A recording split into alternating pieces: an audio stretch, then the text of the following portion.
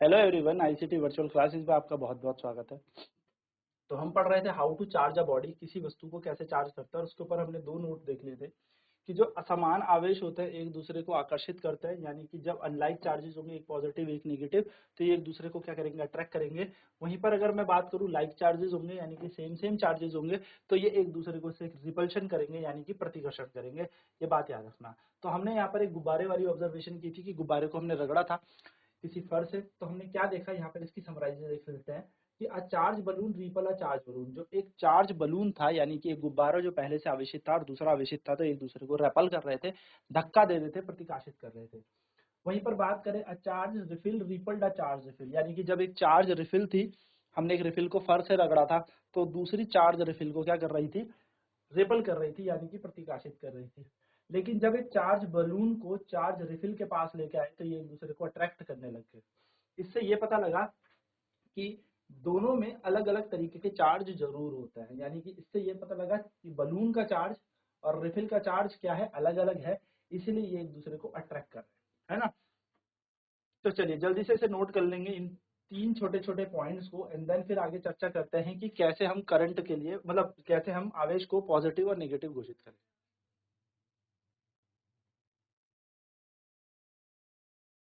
चलिए, तो देखो यहाँ पे देखा, can we also say that the charge of the same kind repel each other while charge of different kind attract each other? तो क्या हम ये कह सकते हैं कि जो सेम काइंड के चार्ज होते हैं वो एक दूसरे को रिपल यानी कि धक्का देंगे, रिपल्शन करेंगे, जबकि अपोजिट चार्ज होंगे यानी कि डिफरेंट डिफरेंट चार्ज होंगे वो एक दूसरे को अट्रैक्ट करेंगे। तो it is a convention to call a charge acquired by a glass rod when it is rubbed with silk as positive. तो ये माना जाता है कि जब भी हम एक ग्लास रॉड को सिल्क के कपड़े से रगड़ देंगे किसी ग्लास को, तो इस ग्लास के ऊपर कैसा चार्ज आ जाएगा, धनावेशित हो जाएगा, यानी कि जो ये ग्लास है धनावेशित हो जाएगा। और जो दूसरा चार्ज आ जाएगा यहाँ पर उसको नेगेटिव, यानी कि हम माइनस चार्ज मानेंगे, ऋणात्मक चार्ज मानेंगे।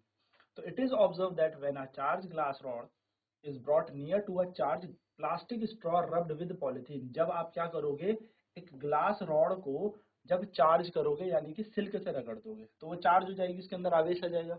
और इसको आप एक प्लास्टिक स्ट्रॉ, यानी कि वो जो फ्रूटी पीने का स्ट्रॉ होता है ना प्लास्टिक का, वैसे स्ट्रॉ के पास लेके जाओगे जिसको आपने किससे रब किया है, पॉलिथीन से। तो यहाँ पर अट्रैक्शन आपको देखने को मिलेगा इन दोनों के बीच, यानी कि यहाँ पर आपको क्या देखने को मिलेगा, आकर्षण। ठीक है, तो प्लस और माइनस अगर डिफरेंट चार्ज है तो ये एक दूसरे को अट्रैक्ट कर देंगे, लेकिन अगर प्लस और प्लस अपोजिट चार्ज है यानी कि अलग अलग आवेश है तो माइनस कर रिपल करेंगे। सिमिलरली माइनस और माइनस चार्ज है तो ये भी एक दूसरे को रेपल यानी कि प्रतिकर्षित बल लगाते हैं। ठीक, now what do you think would be a kind of charge on plastic. तो देखो क्या कह रहा है, जब भी एक ग्लास की रॉड को, जब आपने ग्लास की रॉड को, आपने ग्लास की रॉड को किसके बगल में ले आया, देखो ध्यान से सुनना, ग्लास की रॉड पे आपने कैसे मानते हैं, हमेशा पॉजिटिव चार्ज मानते हैं। और यह है स्ट्रॉ, स्ट्रॉ यानी कि वो फ्रूटी पीने की स्टिक। ठीक है, तो जैसे ही हम इसको इसके पास लेके आएंगे, ये फ्रूटी पीने की स्टिक इसके पास जाएगी। तो अब सवाल यह है कि इस स्ट्रॉ में कैसा आवेश होगा, तो इसमें होगा ऋण आवेश, तभी तो ये इसकी तरफ क्या हुई है, आकर्षित हुई है, इसकी तरफ चली है। ठीक है, चलिए तो नोट करेंगे इस पॉइंट को फटाफट से।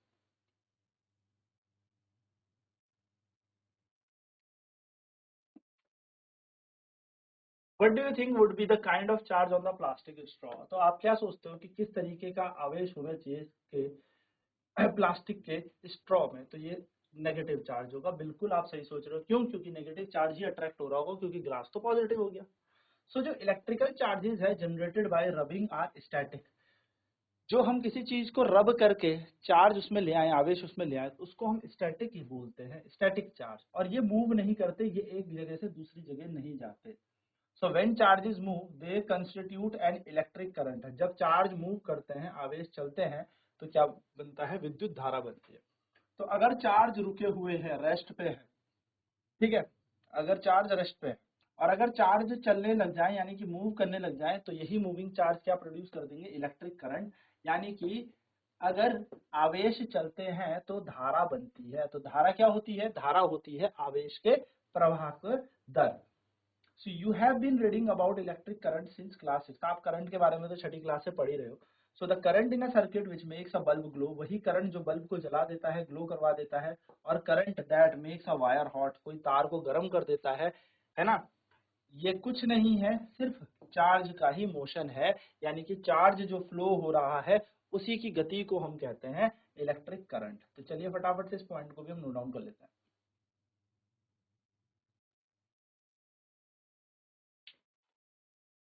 नेक्स्ट है transfer of charge. Take an empty jar bottle, एक जार की बॉटल ले और उसमें एक कार्डबोर्ड क्या कर दें, बहुत बड़े साइज का क्या कर दें, size then that of mouth of the bottle, bottle के माउथ से बड़ा एक कार्डबोर्ड उस पर लगा, pierce a hole in it, हल्का सा उस पर एक होल कर दें, जिससे कि एक पेपर क्लिप और मेटल क्लिप इसके अंदर डाली जा सके। Open out the paper clip as shown, तो देखो जैसे यहाँ पे दिखाया है, इस तरीके से उस पेपर क्लिप को क्या कर देना, ऐसे ओपन कर देना, ये तार गई यहाँ, ठीक है, ठीक है। एल्यूमिनियम की क्या करना, अब cut 2 strips of aluminium foil, 2 strip aluminium foil की कट करना, hang them on the paper clip, और इनको पेपर क्लिप के ऊपर अटका देना, insert the paper clip in the cardboard lid so that perpendicular to it, और क्या कर देना, पेपर क्लिप को इसके अंदर इंसर्ट कर देना, ठीक है।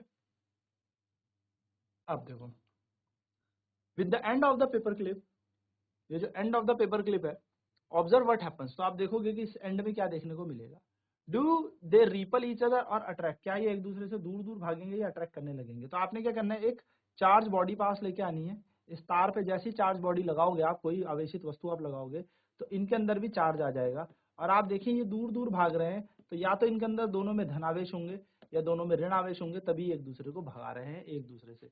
यानी कि हुआ क्या, यहाँ पर आप ध्यान से देखोगे तो चार्ज का ट्रांसफर हो गया। क्या हो गया, वस्तु तो ये आवेशित थी ही नहीं, आवेशित वस्तु तो हमारे हाथ में थी, चार्ज तो इस रॉड पे था, लेकिन यहाँ कैसे आ गया, इस वायर से इन दोनों के पास चार्ज आ गया, आवेश आ गया, और ये एक दूसरे से रेपल करने लगे।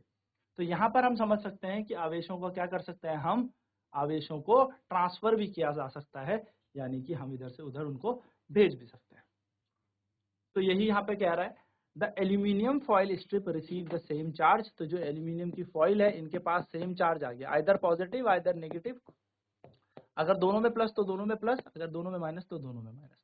तो ये क्या कर रहे हैं, एक दूसरे को रेपल कर रहे हैं। इससे ये भी याद रखना, जो मेटल होते हैं वो गुड कंडक्टर होते हैं इलेक्ट्रिसिटी के, क्योंकि धातु है, धातु एक अच्छे चालक होती है विद्युत की। तो स्ट्रिप के अंदर सिमिलर चार्ज आने के कारण, समान आवेश के कारण ये एक दूसरे को धक्का दे रहे हैं दूर दूर, और such a device can used to test whether an object is carrying charge or not, और इस तरीके के उपकरण को हम उपयोग में ला सकते हैं कि क्या इस वस्तु के अंदर चार्ज है या नहीं, और इसको हम इलेक्ट्रोस्कोप कहते हैं। सो इलेक्ट्रोस्कोप किस काम आता है, इलेक्ट्रोस्कोप आता है किसी वस्तु के अंदर चार्ज है या नहीं उसको देखने के लिए, यानी कि बॉडी के अंदर चार्ज है या नहीं उसको चेक करने के लिए हम इलेक्ट्रोस्कोप का उपयोग करते हैं। चलिए फटाफट से ये पॉइंट हम यहाँ पर अपने नोट कर लेते हैं।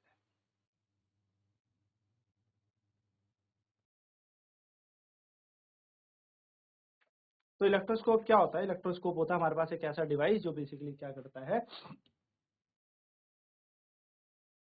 चार्ज के बारे में पता कर देता है।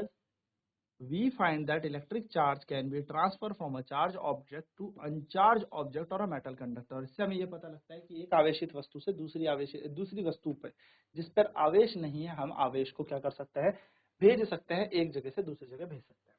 ना यहाँ पर क्या है, touch the end of the paper clip gently with the hand and you will find charge in the foil strips. तो आप जैसे ही क्या करोगे, इन पेपर टच करोगे अपने हाथ से, तो ये वापस अपनी ओरिजिनल स्टेट में आ जाएंगे, यानी कि ये जो स्ट्रिप्स ऐसे ऐसे हो रखी थी अब ये नॉर्मल ऐसे लटक जाएंगी। कारण क्या है, ये फिर से डिस्चार्ज हो जाएंगे। रिपीट चार्जिंग ऑफ फॉइल, फिर से करते रहो बार बार ऐसे ही, तो हर बार आप देखोगे कि फॉइल जो है वो धीरे धीरे क्या करते रहेंगे, collapse as soon you touch the paper clip with hand, और धीरे धीरे आप टच करते रहोगे तो फॉइल क्लिप गिर ही जाएंगे। व्हाट डज दिस हैपन, ऐसा क्यों हुआ, because the foil strip lose charge to the earth, वो सारी की सारी कहाँ खो देती है, अर्थ की तरफ चली जाती है, और फिर हम कह सकते हैं जो फॉइल स्ट्रिप्स है वो डिस्चार्ज हो गई, बार बार डिस्चार्ज हो गई। तो process of transferring a charge from uncharge body is known as a charge object is called earthing. मैं उंगली लगाता रहूंगा ना बार बार, तो वो चार्ज जा कहाँ रहा है, वो मेरे थ्रू अर्थिंग में चला जा रहा है, यानी कि अर्थ हो जा रहा है, ठीक है। तो वो आवेश क्या कर दे रहे हैं, हम उसको पृथ्वी में भेज दे रहे हैं, इस प्रोसेस को हम अर्थिंग कहते हैं। क्वेश्चन कई बार आता है, what do you mean by earth, earthing. तो अर्थिंग क्या होती है, देखो अर्थिंग हमारे घरों में भी लगाई जाती है, बिल्डिंग्स में भी लगाई जाती है, जिससे प्रोटेक्ट किया जाता है इलेक्ट्रिकल शॉक्स से बचाने के लिए। बिजली बहुत ज्यादा लीक हो गई, कोई इलेक्ट्रिकल अप्लायंस से लीक हो गई, तो उसको हम क्या कर सकते हैं, अर्थ के अंदर अर्थिंग की जाएगी और वहां पर क्या है, सारे के सारे एक्सेसिव जितना भी करंट लीकेज है उसको ट्रांसफर कर दिया जाएगा, भेज दिया जाएगा पृथ्वी के अंदर। ठीक है, चलिए फटाफट से इसे भी नोट डाउन कर लेते हैं।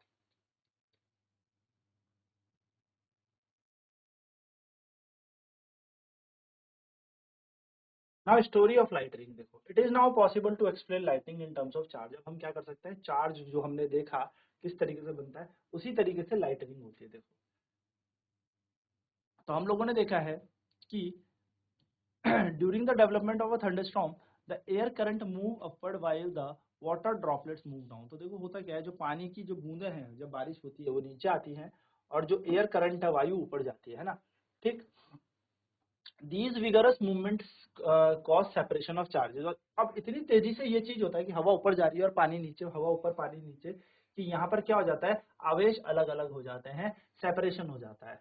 ठीक है, लेकिन अभी भी ये प्रोसेस कंप्लीट नहीं हुआ। अब देखो, पॉजिटिव चार्ज ना ऊपर आ जाते हैं। अब होता क्या है कि धन आवेश आ जाएंगे ऊपर, यानी कि बादल के ऊपर वाले हिस्से में कैसा चार्ज आ जाएगा, प्लस चार्ज। ठीक, और बादल के नीचे वाले हिस्से में कैसा हो जाएगा, माइनस चार्ज हो जाएगा। कैसा हो जाएगा, माइनस चार्ज।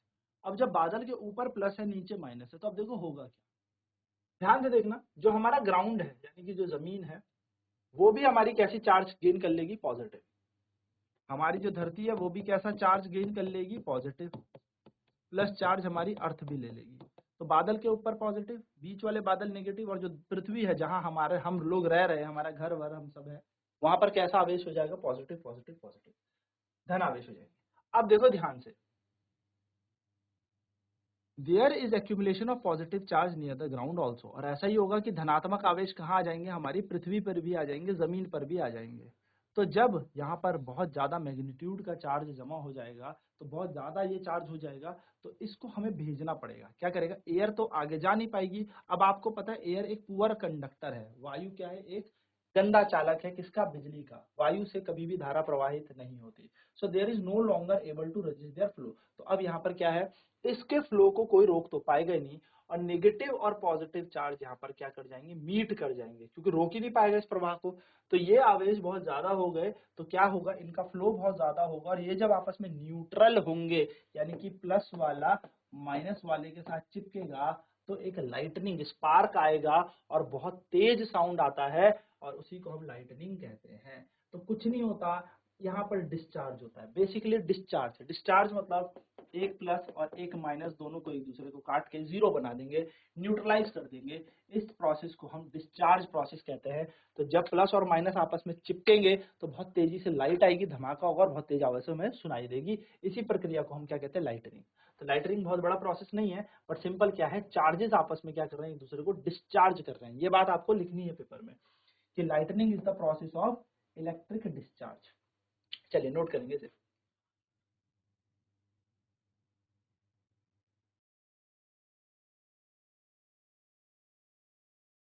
इस तरीके से क्या होती है, लाइटनिंग यहाँ पर होती है। तो देखो, the process of electric discharge, यानी कि जब दो आवेश एक दूसरे के साथ मिलते हैं और एक दूसरे को डिस्चार्ज कर देते हैं, और बिटवीन क्लाउड एंड अर्थ, और वो आवेश कहाँ कहाँ के हैं, एक बादल का है और एक पृथ्वी का है।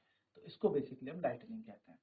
Today we not need to frighten by the lightning like an ancestor. जैसे हमारे पूर्वज डरते थे कि भगवान का कोई रथ आने वाला है, उन्होंने पाप किया है, हमें डरने की जरूरत नहीं है। साइंटिस्ट ने क्या कहा है, वो trying hard to improve this understanding, और वो अभी भी लगे हैं कि इस पूरी की पूरी सोच को, इसको बेसिकली समझने में। हाउएवर लाइटनिंग स्ट्राइक को डिस्ट्रॉय लाइफ, बिल्कुल अगर लाइटनिंग किसी चीज से टकरा जाएगी, ये जो बहुत ज्यादा बिजली थी, ये किसी चीज से टकरा जाती है तो ये डिस्ट्रॉय कर देगी लोगों की प्रॉपर्टी को भी और जिंदगियों को भी।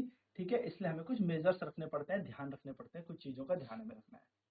ठीक है, क्या ध्यान रखना है कि लाइटनिंग और थंडरस्टॉर्म के दौरान कोई भी ओपन प्लेस सेफ नहीं है। भैया कहीं पर भी बाहर ना रहें। हमें क्या करना है, hearing thunder is an alert to rush to a safer place. और अगर थंडर आ रहा है, बहुत तेज आवाज चल रही है, तो किसी सेफर प्लेस में रहें। After hearing the last thunder wait for some time before coming out the safe place.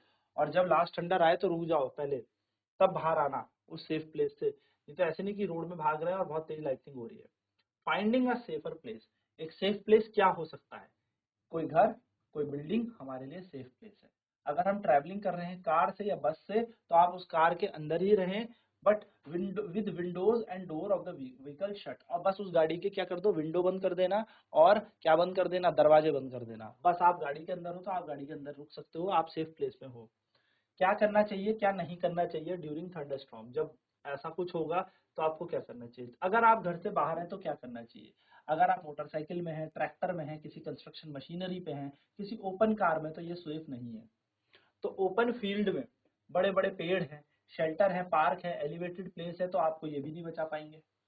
यानी कि पेड़ के नीचे खड़े होकर भी कोई फायदा नहीं है, किसी ऊंचे पहाड़ में जाके भी कोई फायदा नहीं है। Carrying an umbrella is not all good idea, अपने साथ साथ बरसात के टाइम छाता ओढ़ के भी ना जाएं, ये भी अच्छा आइडिया नहीं, क्योंकि ये भी कंडक्ट कर लेता है करंट को। अगर आप जंगल में हैं तो take a shelter under shorter tree, छोटे पेड़ों के नीचे जाएं, ठीक है, बड़े बड़े पेड़ों के नीचे नहीं। अगर शेल्टर नहीं है, आप एक ओपन फील्ड में ग्राउंड में हो, तो क्या किया जाए, तो कुछ नहीं करना, पेड़ों से दूर रहना है, किसी पोल वोल से दूर रहना, सब चीजों से यहाँ पर दूर रहना। आपको क्या करना है, किसी धातु की वस्तु के पास नहीं रहनी, सिंपल ग्राउंड में बैठ के ऐसे स्क्वाट की पोजीशन में बैठ जाएं अगर लाइटनिंग बहुत तेज हो रही है, ठीक है। तो squat low on ground, place your hand on your knees with your head between the hands, और ऐसे अपने हाथों के बीच में अपने क्या कर ले, सर को रख ले और ऐसे एक ओपन ग्राउंड में बैठ जाए, जिससे आप सबसे कम छोटे टारगेट बन जाएंगे। एक्चुअली जो बड़ा टारगेट होता है ना, वो सीधे कैच कर लेता है, तो अगर आप छोटे से टारगेट बनोगे तो आप कैच नहीं कर पाओगे, आप इससे दूर रहोगे बिजली चमकने के दौरान। तो ये चीजें आपको यहाँ पर करनी है। क्लियर, चलो नोट कर लेते। तो ये बेसिक से लाइटनिंग की हमने कहानी पढ़ी। जब आप घर से बाहर है तो आपको क्या करना है, अब नेक्स्ट क्लास में बात करेंगे जब आप घर के अंदर हैं या इनसाइड किसी हॉल में है, तो आपको इस लाइटनिंग के दौरान कैसे प्रिवेंशन लेना है या क्या क्या चीजें करनी है। तो आज की क्लास में इतना ही, नेक्स्ट क्लास में बात करेंगे इसके आगे की प्रिवेंशन इनसाइड द हाउस कैसे किए जाए। आईसीटी वर्चुअल क्लासेज में आज इतना ही। जुड़ने के लिए बहुत बहुत धन्यवाद, आपका दिन शुभ हो।